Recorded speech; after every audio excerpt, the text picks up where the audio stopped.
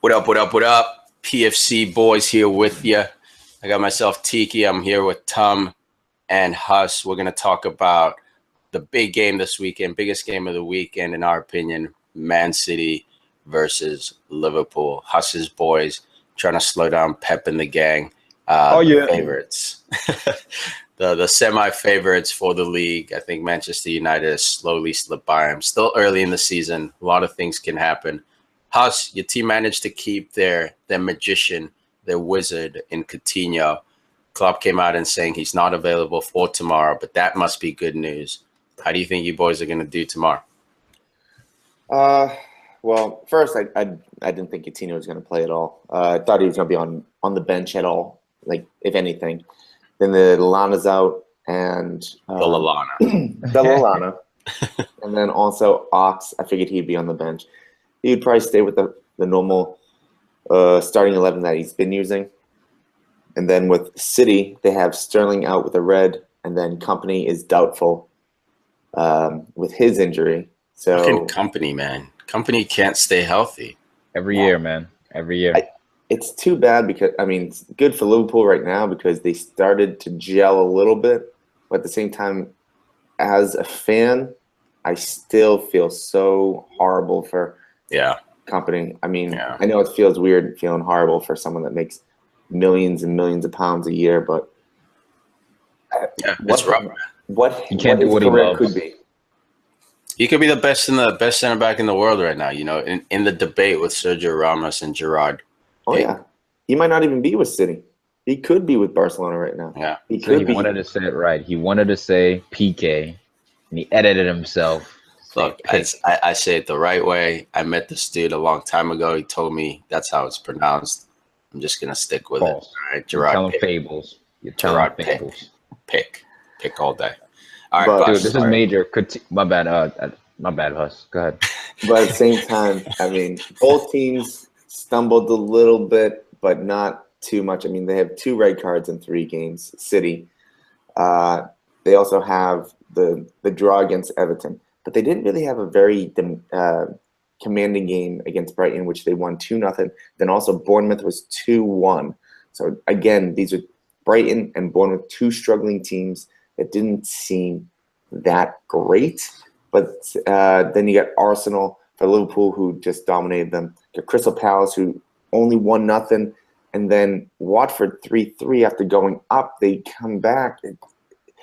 This is a game that nobody knows. Because if Company's out, then City's defense can be a little bit fraudulent.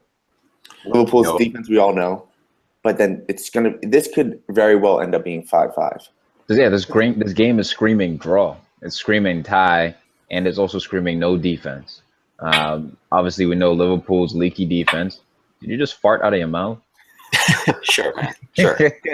Let's call a sneeze a fart. A mouth fart.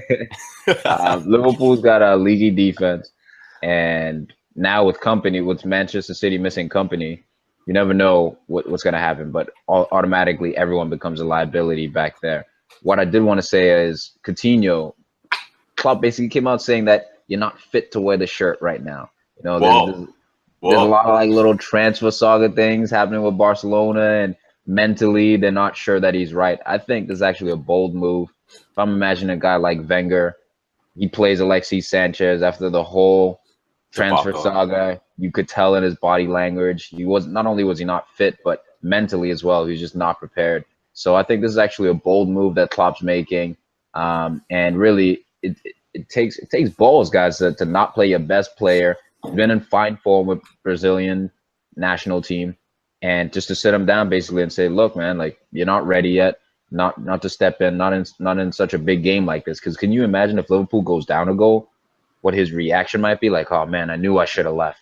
So yeah, I think it's a great call. There have been interviews with Coutinho, and it's actually kind of sad to see because he says things like, we'll post it up below this video in the description. He says things like, you know, I was picturing myself playing with Neymar, Suarez, Messi, you know, so like coming back to reality is a bit of adjustment. He said he's all for the Liverpool cause, though. Kind of like Sanchez is like. But they also report saying that he wanted to be left out of the Champions League squad. Yeah. Those potential move in January. So where's your head at? You know? Yeah, and that's why Klopp said him. Klopp said this is totally normal. He's not upset at him. There's no beef between him and Coutinho. Coutinho came in and to a meeting, accepted the situation, accepted that mentally, he wasn't prepared to play for Liverpool yet, because like he said, he was already, dreaming about playing in Barcelona. So to your point, Tom, that is a ballsy call by Klopp, but it's also a call that is supported by Coutinho. So I don't anticipate some kind of rift between the two. I do anticipate maybe Coutinho being sluggish a bit, for the first few games he comes back. But he's such a professional. He's such a world talent. And he's basically playing for PSG contract. We can say Barcelona this, Barcelona that. But again, I stick to my guns. His boy Neymar wants him at PSG. Told him, hey, hold off on Barcelona for a year. Come to PSG with me. I think summer 2018, Coutinho will be leaving Liverpool for PSG. Well, I was thinking that, but PSG have to basically win Champions League. The PSG has to gain so much money because they're gonna buy Mbappe for 180 million next year because he's on loan this year. So he's gonna be buying him next year. PSG, if they want to spend that 150 million pounds, so where they're gonna get 330 million. I mean, they got it. They have it with Neymar as well with the commercial stuff. You gotta remember when we bought financial fair play. Yeah, they're just loan Coutinho. They're just loan Coutinho. Just do the same thing 2 summers in a row. There are loopholes, man. I love that PSG is upsetting the setup. I love that UEFA is shaking in their boots. But let's get back to this Man City Liverpool game. Man City, the favorites, or were the favorites for the league. Coming in here, like you guys are saying, no company. I still think this Man City team is too well oiled, especially in that midfield. I think Liverpool, unfortunately, is going to lose this one. And I say unfortunately because the last thing I need is City gaining all kinds of confidence. But I think this is City's game to lose. I was going to say, again, they did not look strong against Bournemouth. I mean, Sterling came on, had that goal and everything. But when you say well-oiled, this is not the team that we saw that was just trampling through teams. This is a team that's struggling for chemistry, struggling for form. So I would not be surprised if Liverpool came away with a win. I wouldn't be surprised if either team did.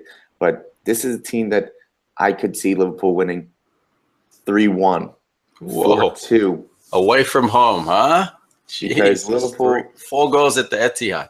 If Mane and Salah do their thing and Firmino just hungers down, because one of the things I like about Firmino this year is that his shot selection, he's getting the ball on net. Before, in previous seasons, he would hit the ball wide more often. He would make those great runs, but I want him to be a little bit more selfish with the ball. If he gets the ball at the 18, true, make that pass if it's there, but if it's not, let that ball fly. And that front three, it's almost looking like right now. Beneficial that they're playing so well that they don't need Coutinho to step in this exact moment. Yeah, Liverpool's got the best attack in the league, in my opinion, no doubt. At least the hottest challenge in the league. Yeah, they're in fine form. I see Liverpool winning this game 2-1. I don't think it's going to be a 3-1, 4-1, but with the loss of company, I think with the form Sadio Mane's in, Firmino's in, and Salah as well, they have a chance to really upset people. I think Liverpool is going to start off strong. They'll peter out like they usually do. All right, I got Man City winning 2-1 in a game that's has so many chances, so much action, but because it's two big clubs, goalkeepers are going to come through. Shot blockers are going to come through. I see 2-1 Manchester City. That's not horrible. And let's not remember that Liverpool and City have both let up the same amount of goals this year. So if we want to talk about how bad Liverpool's defense is, I mean, they've only let up 3 goals to Watford, where when I say that, such a justification. They only let up 3 to Watford. What? No, but you have to remember that City let up a goal to Bournemouth, and they let up a goal. Yep. 1. Hey, they got Jermaine Actually, no, Defoe. sorry, it was Anyone can let 3-2. up a goal to win. I was looking at it a different game. So it's actually 3-2. But Everton's goal, I mean, they've let up goals in 2 games. Liverpool's only let up in 1 game, and it was the first game. Since then, they've been lights out. Fair enough, man. It'll be a good game. It'll be a good game. We're excited to watch it here at PFC. Obviously, we'll be reviewing it on our podcast. If you haven't subscribed, hit up iTunes, hit up the Google Play Store if you're on Android, or hit up anywhere you can get your podcast. We are all over the internet. We release podcasts at least once a week for you guys, mainly on Mondays, reviewing the weekend's action. We'll definitely be reviewing this game, so make sure you subscribe. Thanks for checking us out, guys.